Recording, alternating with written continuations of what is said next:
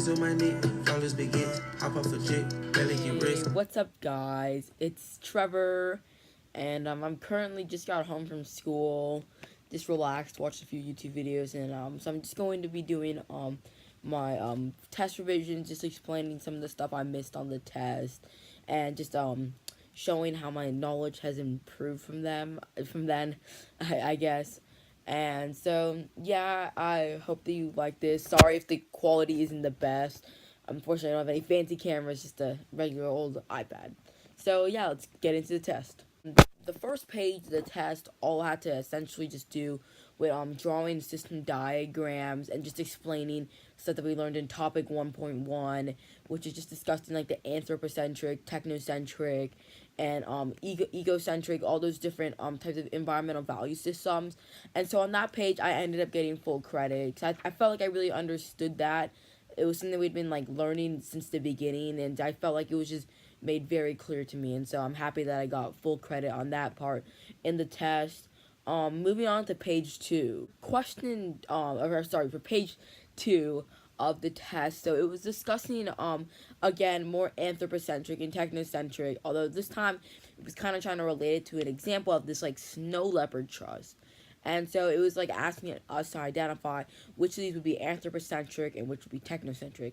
So for the anthropocentric stuff, I answered that anthropocentrics would like this sort of value systems because of the fact that it's looking towards long-term sustainable stuff. You know, this trust is essentially saying that they are going to work to rebuild the habitat and to make it so that therefore it can be managed. And I felt that, yeah, this resonates a lot with what an anthropocentric person would be essentially saying, because their thinking is all that humans can essentially exploit as much as they wish as long as they continue to sustainably manage that. And so I believe that part of the question ended up being right. However, where I did mess up was the technocentric part. So in technocentric, so I'm aware of the fact that technocentric people essentially believe that human can exploit as much as possible, disregarding any environmental potential harms, because of the fact that since technology is developing so fast, that those technological harms are going to end up just dissipating anyways. Or sorry, those ecological harms are going to end up dissipating anyways because of the fact that there will be these technological improvement. And so I kind of missed the mark there, because when I said how the snow leopards, how this will help them, I talked about genetic modifications and how they're going to do genetic learning. And I guess I was confused there because of the fact that obviously I thought genetic improvement equals tech. And while that's true, it's not exactly the strongest answer. GPS tracking and satellites, I now realize, would have made a bit more sense because it's direct technological improvements such as tech that will lead towards guaranteed conservation methods, which is a direct ecological way. And genetic research isn't really the strongest because, yes, it has to do with technology, but it's not necessarily. Genetic research isn't looking towards direct conservation of the environment. That's more of a long term thing, which, if anything, would most likely fall under maybe anthropocentric or technocentric, maybe something like an ecological manager that would fall under. But so again, yeah, looking back on the test, I kind of realized GPS or satellite tracking collars would have in the end it made the most would have made the most sense, just because that's really what technocentrics are going for, this idea that we can put technology into place so that will help conserve. And in this case, these GPS and satellites would be monitoring the tracking of these snow leopards, which would then allow us to better assess the issues, whereas genetic researching, again, may not have been the best answer. Another thing, again, I just want to mention about question 3 is, again, I forgot to, another key part about, I think, technocentrics and anthropocentrics, so I didn't really highlight on during the test, is that they're very, like, forward thinking in the impact that humans can have on the environment, with anthropocentrics through sustainable managing and technocentrics through the process sorry what am I doing through the process of trying to just make sure that humans can improve tech to improve the environment. And I just didn't highlight, I feel like, the fact that the trust is really optimistic with solely focusing on humans combating these environmental harms, which would be very different compared to an ecocentric, which is less focused on humans playing a real role in improving the environment. So I think that's also something that I would have liked to add in my answer to question 3, especially for the technocentric part.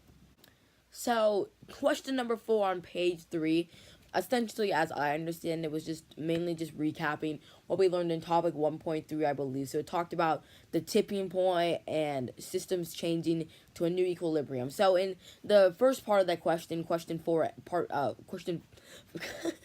Question 4A. So in that part, it was talking about the tipping point, and I feel like tipping point was something I really understood. You know, it's a term that I've heard, whether it's like, oh, this is the tipping point of our relationship, or, you know, the Diary of a Wimpy Kid book, like The Last Straw, where eventually gets to the point where it's like they're no longer friends because of that. That was kind of a bad example, but I felt like I understood what the tipping point is and how it affects the environment when the environment will shift to a new point of equilibrium after some sort of environmental mishap. And so that 4A I ended up getting correct. 4B, it was asking us to outline the systems, and again, I felt that I did pretty strongly on that. I think I had the right intentions. Just the fact that I ended up missing is when I drew my arrow to like indicate that I was moving to the next equilibrium. I I just forgot to write climate change on that arrow. And I understand that's a big part of the IB thinking. Like, you can't just draw arrows to, like, points on a system, you know, like, diagram and a model without labeling what those arrows actually are. And I guess I tried to label the arrow as crumbles to dust, which, again, was just really off the mark. And I think it was pretty relevant to me that climate change was what was obviously the action word in that arrow that was causing this system to switch to a new equilibrium. I think I just, for whatever reason during the test, I just didn't put two and two together and didn't end up labeling that arrow correctly. And I understand that was obviously a huge part of that that question 4B part of the test. So that I understand that's why I missed 2 points on that. And then 4C was just talking about whether or not it was positive and negative feedback. Again, I kind of got that correct. Obviously, this is positive feedback, because in negative feedback, we said that after a disturbance, the system ends up just reverting back to its original state. And after a positive disturbance, the system does not revert back to its individual state. And instead, it just continues to go down in a downward slope or an upward slope, depending on how you think of it, until it eventually reaches a point of new equilibrium. And that is exactly what we saw in question 4. So all around, I felt like I had a general understanding. I just kind of had like a brain collapse when I just didn't put climate change on the arrow. Okay, so question 5, I again kind of just messed up on. I feel so this question was talking about sustainability and natural income, and I don't necessarily think that's the sole reason why I did bad on that question, but I didn't really have access to the modules at the time, so I was kind of confused.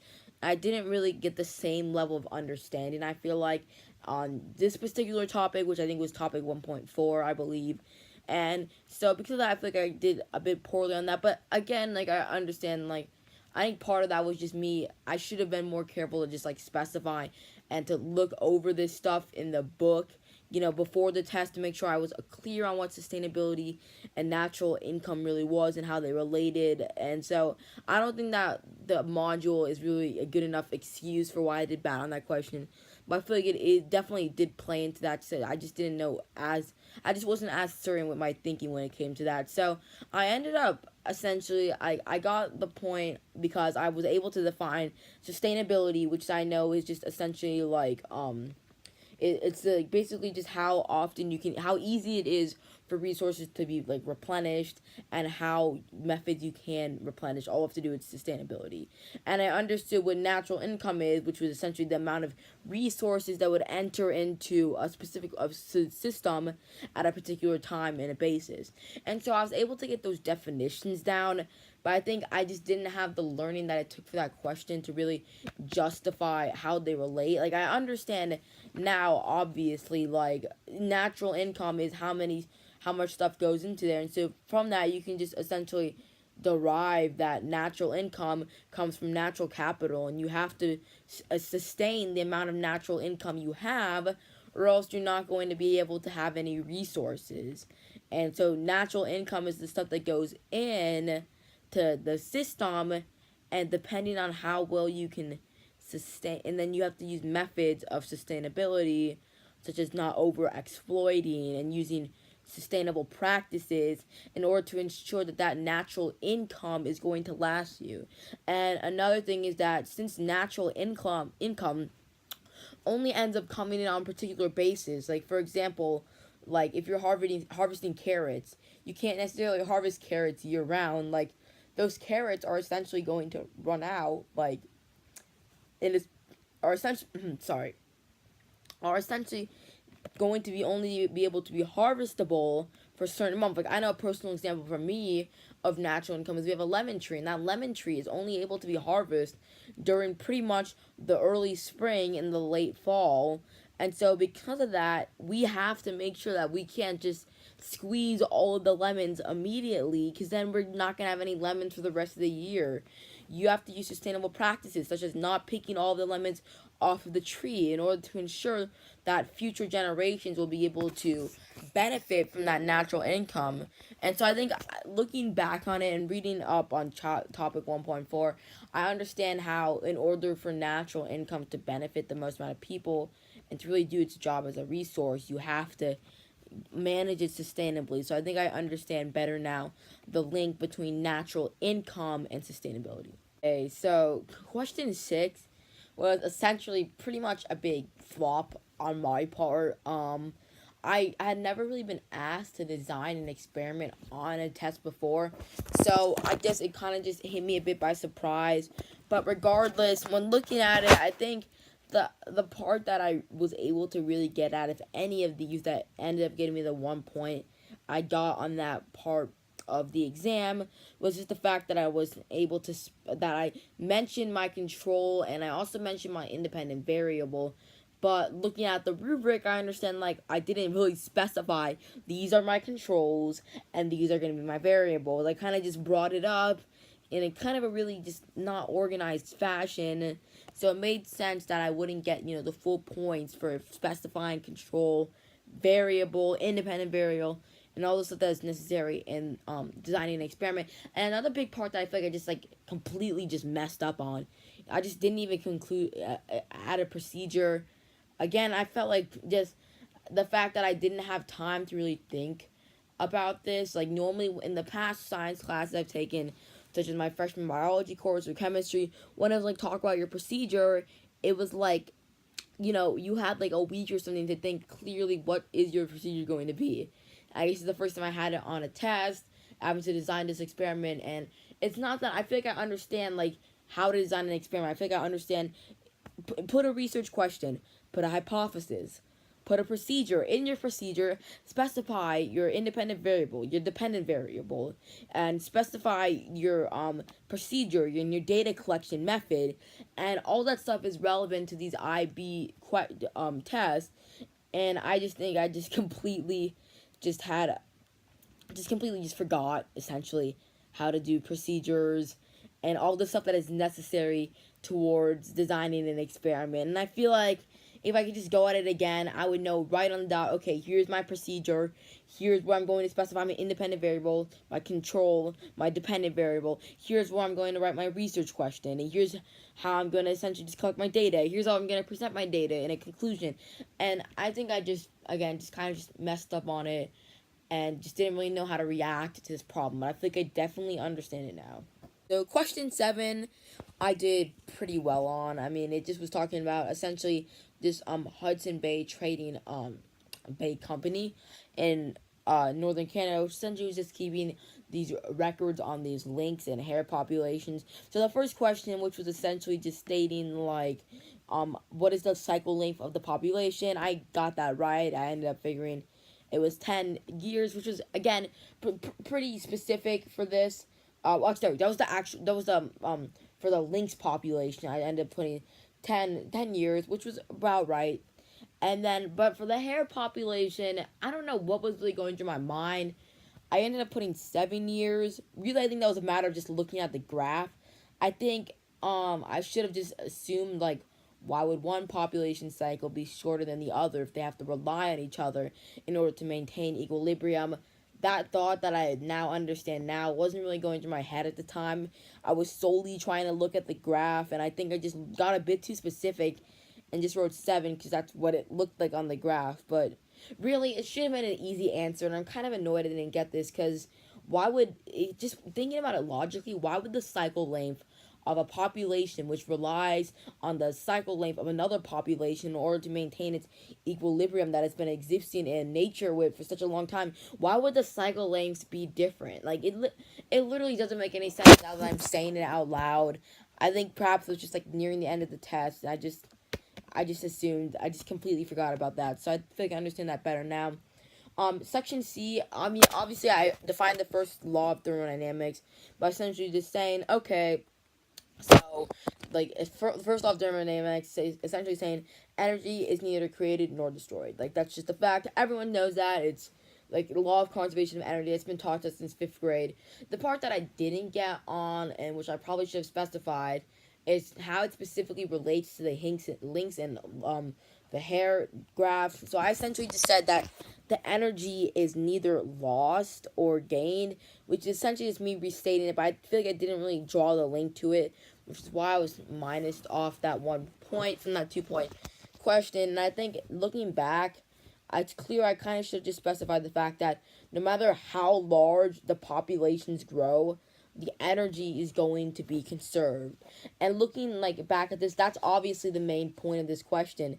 The populations at some point are like 140,000, or at some point they're like 40,000. But either way, the energy is going to be the same. It just depends how much of that energy ends up being lost to heat. And I think as I'm in physics now, and as we're learning more about energy as well, that really essentially the number of stuff you have in the number of organisms you really have in a system, or the amount of matter that you have in a system, doesn't necessarily affect the energy. The energy, it just depends how much energy is really going to be lost to heat. So I guess that was just an idea I just really didn't understand that well, but I feel like I definitely understand that better now. And then finally, just for question 9, I ended up getting all those. It was pretty simple. It was just talking essentially just about nuclear reactors, which obviously relates to the environment, and it just talked about cleanup methods, which had to do with pollution. And so I answered those correctly. You know, I feel like pollution and that stuff, I did manage to have a significant amount of time to look at over section 1.5 in the textbook, so I essentially just knew what to do on those questions. So I'm really glad that I was able to meet the standards that was required for question 9. So looking at the test in a whole, I think the 2 main factors that really affected this was lack of preparation and just the fact that it was my first IB test. Like, I think, especially looking at the fact that it was my first IB test, like, I've never really had a test where it's all written other than math, and math is just doing the equations. And in sciences, I think part of what's got me through is I have a decent memory at the present moment, and so I can memorize key terms or use logic on multiple choices to see, like, okay, which choice is obviously the best fit, and because of that, I can do really well on these tests. But the fact that it wasn't multiple choice, it just made me have to think a bit deeper. And I feel like the concepts for the majority of the test I understood. It was just how I could apply it in a way that was justifiable and met the IB standards was just where I was lacking. I think a part of this, because for most of my multiple choice tests, I don't really study because I normally am able to deduce what is required of the material on the test by just using logic and memorizing some key facts. So on this one, I feel like because I didn't really study that much, I studied, I think, an hour before the test that night, and I studied while I was eating breakfast for the day of the test. But especially considering the fact that I missed out on the 1.4 and 1.5 topic modules, I think I was definitely lacking on my part for not really looking into, essentially just looking into that, making sure I really understood everything that was being presented on this, on the study guide. And especially, I think, when you look at what I missed, most of it was from that topic 1.4 and 1.5. And I think when I was trying to review that, I only looked at the key definitions and the key terms, which I think I would have been great on this test if it was a multiple choice test, just like talking about these specific terms, know the definitions, and know how they relate to a few hand-picked scenarios. But when I was asked to just delve deeper and really apply them, I think that's just where I was lacking. So I think I actually have I'm filming this on Monday, and I have my topic 2 tests. I've been studying for that, and I think I'm just mainly going to just make sure that I don't necessarily just know the key terms, but I know how I can apply them when it is asked on the test. And so with that, that's all I really have. I hope that you see that I kind of just really understand what I missed, and I feel like I'm just prepared for the next exam and the next exams all down the road. And so I felt like it was good to just really clarify. It was good for me as well just to understand what I really missed in depth when I'm looking at the rubric and the test. So with that, that's all I have for now. I'm probably going to go watch some YouTube or something. I honestly don't know. But again, hope you enjoyed. I'm Trevor, and hopefully I won't have to see you in the next vlog revision. Just kidding, but seriously. Bye! Are you tired of me? I'm a little sick right now, but I swear when I'm ready I will fly us out of here.